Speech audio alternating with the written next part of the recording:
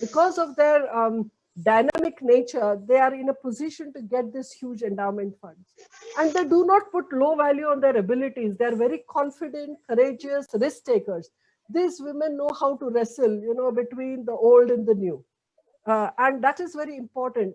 Just for an example, in Indian context, consider if it's an old university, we want to build a new building. The first thing we do is demolish the old building. They never think that the buildings, old buildings, have the architecture of its own. There is a history of its own. And that understanding for the vice chancellor with the vision is extremely important. What to take of old and what to bring new one. So let me talk a little bit on women in business, and then I give you some examples, and then we will stop. So women in business. I have again taken some 4 women here, just picked up of the 500 Fortune 500 India list. We have around 6% companies are led by women. The Fortune India 500 is ranking of the top 500 corporations in India, compiled on the basis of the revenue. This list is published annually by Fortune magazine. Now, if you see, even if I picked up randomly, Aarti and Samina, both are from the promoters family. Okay, so that was easy for them. But most of the women, again, are in banking and insurance. You will see less women in infrastructure or oil and gas. But these whoever, like 29 women, they are from almost all industries, like Sundaram Fastener, like automotive components. HDFC is a bank. Heritage Foods is like milk products, and Cipla is pharmaceutical company. Now let's look at the US. If you see US, the Standard and Poor's or S&P 500 in the stock market index that measures the stock performance of 500 large companies. Now, if you see, the total employees are around 40% plus, but as you go up the ladder or the hierarchy, you see the pyramid, and you see in the top CEOs only 5 or 6%. As they go up in the mid-level and a little higher, the number of women start dropping. So it's similar to India, 6-7% women are led by women in USA. So we saw India, we saw US. Let's see the world or the global index. This is the Fortune Global 500 list. Here, if you see, only 2 to 3% are led by women. Now, in this Fortune Global 500 companies throughout the world, India has around 14 companies. Okay, out of these 500, 14 are Indian companies. And obviously, out of these 14, none of them have women CEOs. So right now, in the Fortune Global 500 companies list, considering we have 1.3 billion population, right? World population around 7 billion. Not a single woman CEO is there in that Fortune Global 500 company. That's sad. Earlier, we had 1 or 2 women like Arundhati Bhattacharya when she was there, a chairperson, State Bank of India. Nishi Vasudev was there, but they have retired now. So right now, nobody is there. Now look at this statistics. Women on the board, every company has a board. You see this statistics is much better compared to the earlier one you saw, like 6-7%, right? But here you see now suddenly 15%. This didn't happen just like that. This happened because SEBI, Security Exchange Board of India, said it's a mandate in, I think, 2013-14, that you need to have women board members in the board of directors. And that's the time the all boys club got few women on the board. So that's why you see like that 15%. Here again, I will tell you, all the countries which have higher scores in the global gender gap index, that means those who have reduced the gender gap, have more women on the boards. That is another study I looked at it. So where are women leaders? So I thought I'll discuss a little bit. So you got some patterns now in, we saw in business, education, a little bit in politics. So where are women leaders, and why few women leaders at the top level? Obviously, the work-life balance is an important thing. disproportionate amount of duties, household duties for women in India. And how do you manage it? We can discuss it later. But work-life balance, instead of that, if we have work-life integration or work-life blend, it becomes easier. The gender insensitive society, very harsh society in India. They are usually paid less than their male counterparts. I can share my experiences also on these things, personal experiences. And if you see, there is a glass ceiling.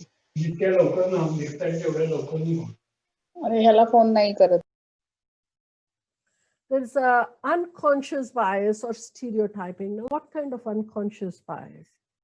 Women cannot travel. That's the stereotyping. Women can't stay late. Women are very emotional. Women cannot take hard decisions. And these are the issues. See, these are unseen kind of biases or implicit biases. Similarly, policies are made by men who prefer accentuating power of men. On the board, if there are men, that is called affinity bias. There are different kinds of biases, and I will go in an entire session of unconscious biases. Affinity bias means you like to get somebody who looks like you, talks like you, has the same language of same religion, and you try to get them. And what happens? So men like to feel more comfortable with men, and they again start recruiting men. And who make the policies? Men make the policies. Like I was talking about the vice chancellor, right? See, the policy now is of the University Grants Commission. A woman has to be in a professor position for minimum 10 years. But what happens is, if you start as assistant professor and you've taken a break in between any time after childbirth or something, then from assistant to associate takes 10 years. From associate to professor, it takes another 10, 15 years. It's not just like that, because you don't become assistant to associate just like that. You have to publish papers. And each paper in the ABDC Scopus Journal takes 1.5, 2 years. And you need minimum papers to get into these kind of a thing. Like I became professor, I think 8, 9 years ago, right? And before that, I was associate professor. So it takes time. So if we want gender equality world, the way forward is the organization should have a conducive environment at the workplace, very supportive policies, like practices, processes, like, we need to have not only maternity leave, paternity leave, flexible hours. So many things can be done to help women, flexible hours. Organization culture has to be positive towards women. Identifying and training women leaders from an early age, it's extremely important. Devise some initiatives to help women reach the top. It is important that they get equal pay, and bring transparency into the recruitment and selection processes. What they do is they ask questions which are unrelated. Are you married? Do you have children? And automatically those applications go away. Those are the biases, and it is not transparent processes in selection. After this, what I thought is I will just give some of the initiatives by IT companies to nurture and empower women so that they can retain and attract women. Now, you may wonder why I chose IT companies. I just thought when I was reading, doing my research, most of the IT companies have better best practices. So I thought it is better to share best practices. So I have taken 2 companies from India and some companies from the other world outside India. One I took was Wipro. See, they have a WOW program. It's called Women of Wipro. Okay. They have a diversity and inclusion program. They have around 3.5 lakh employees. Around 30% are women workforce, 13% are senior position. Now, there are 3 themes they follow. How can they give more exposure to women, right? When I say more exposure, that is women are put in different departments. Women are sent to different countries. That's the way they will get exposure. Can they be given flexible timing? Sometimes go home early, work from home, or whatever it is. And how they can be empowered. Like for me, in my university, Yes, from 2000, I have been traveling 3 to 4 countries in a year. I got tremendous exposure, but before that also I had exposure because of my husband.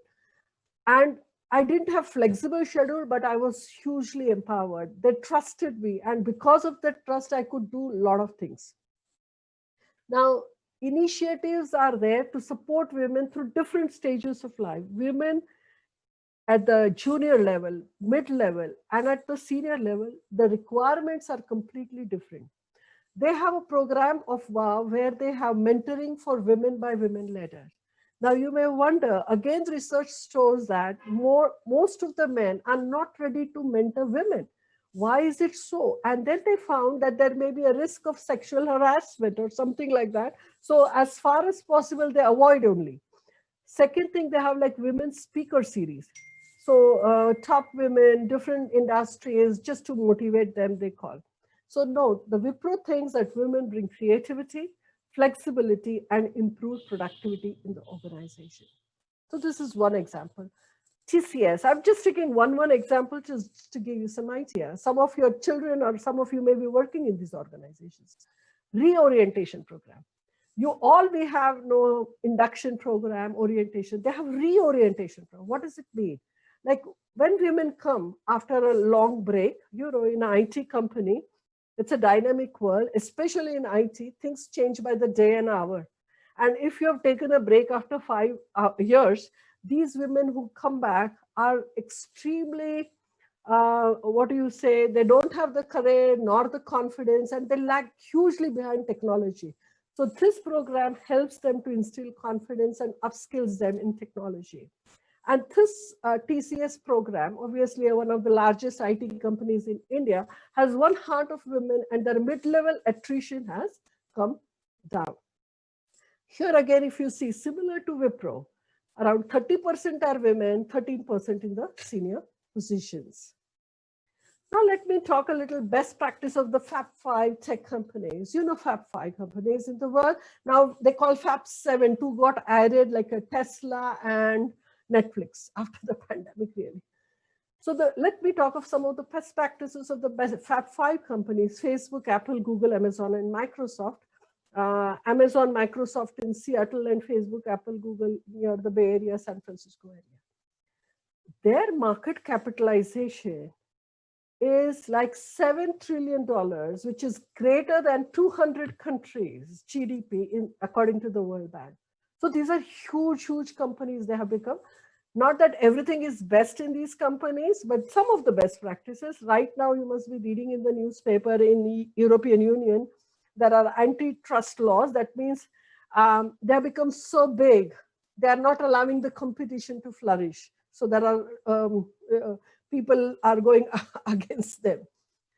See, some of the best practices of these companies are the commitment is from the top management. These companies' strategic intent and focus to nurture and empower. See, unless there is a blessing from the top management, nothing can happen. So in the strategic management document itself, right, they say about women leaders, diversity, inclusion, and so on. See, these Fab 5 companies, if you see, approximately 30 to 40% of their workforce is women, 20 to 25% in the technology, around 35 to 40% in non-technology spaces, and leadership is around, again, 25-35%. That is almost double. Women leadership is almost double in terms of percentages compared to if you say TCS or Wipro, which are the best records in India, really, compared to many other companies. All these Fab 5 companies have women in C-suite roles, as I said, like the leadership roles. Why these women are so powerful? Because the total is $7 trillion, like means each of these women is running like more than 1 or 2 countries. That's the way they are managing. And they're doing extremely well also. If you see Apple, all of you know, diversity and inclusive policy, if I just read this statement, at Apple, we are not all the same. And that's our greatest strength. We draw on the differences, who we are, what we have experienced, and how we think. Because to create products that serve everyone, we believe in including everyone. So it's not just diversity in terms of women, diversity, as I said, in terms of they talk about LGBT community and then people from different countries, Hispanics, ethnic groups like Asians and so on. Amazon. They have called Amazon affinity groups. I've given just 2 groups like that. There are 12 groups like women at Amazon, women in finance. These are the groups which will mentor women in finance, in recruitment, retention, give them training, help them in their career development, help them to engage with the community and so on. So Amazon has affinity groups. Let me go to Google. Just I talked about stereotyping, right? As there is so much stereotyping about women that they do a training of counter stereotype training. So idea is that people respect women and they don't stereotype them in certain brackets. So I'm just at the end of my presentation. See, women remain underrepresented at the senior positions, both in academia and industry. And the entire presentation, I said, this is evidence-based, research-based. It is proven through research data that women leaders bring unique perspectives and experiences to the table that enrich conversations and lead to better institutional decisions. The focus on inclusion and diversity is an essential tool for building a smarter, more innovative and progressive workforce. So in today's hyper-competitive marketplace, gender diversity, having women leaders is a need of the hour. See, the men and the women are the 2 wheels of the society. If one of the 2 falls defective, the society cannot make progress. We need women to be cherished, nurtured, and encouraged. We need to create equitable workspaces. When I say equitable workspaces, it's different than equality, okay? Equality means, yes, we need equal opportunity. We need women to be given equal opportunity for jobs, for resources, for rights, for participating in the decision making. But when you talk of equitable, that means the companies need to be fair. If they are meritorious, if they are capable, if they are potential, then they need to be given the promotion, because women usually do not ask for promotion. So equitable workspace is extremely important. Not only help them to educate, but upskill them so that the wheel of the society runs smoothly. So India definitely needs more women leaders. When I say women leaders, especially in the university, I go on telling them, we don't want any women.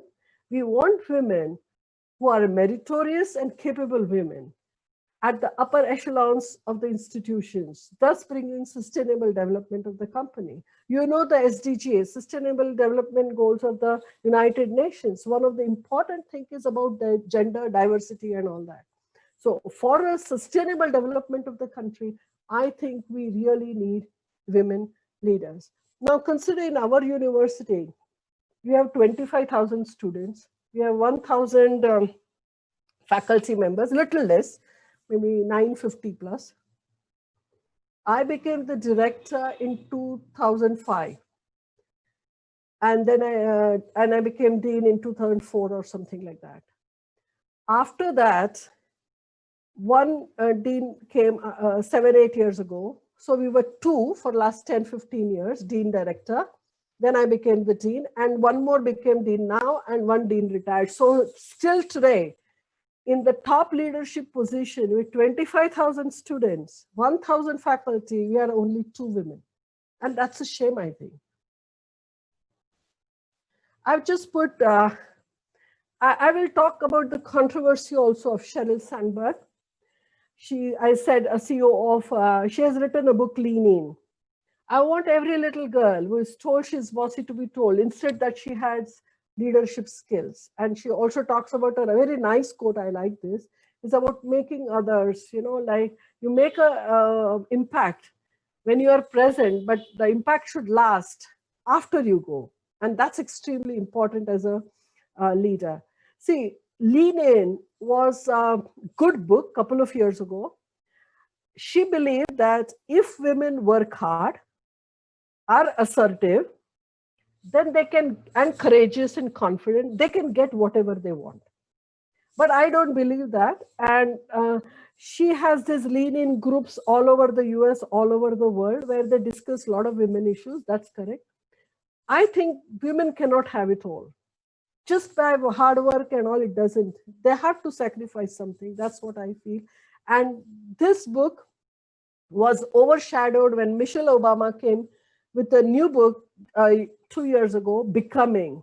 And she said, lean in is good, but this is what it is. Just by hard work and courageous and confidence, you cannot go up the ladder. You have to give away something to get something. And how do you manage it? And it's the structure needs to be changed. Men needs to be supportive. Professionally, they need support, and personally, they need support. Then only women can go up the hierarchy. And I would like to thank all of you for patiently hearing. And I have put nice flowers here from my garden. It's been raining 6 months. I thought you will know. It really looks very nice. So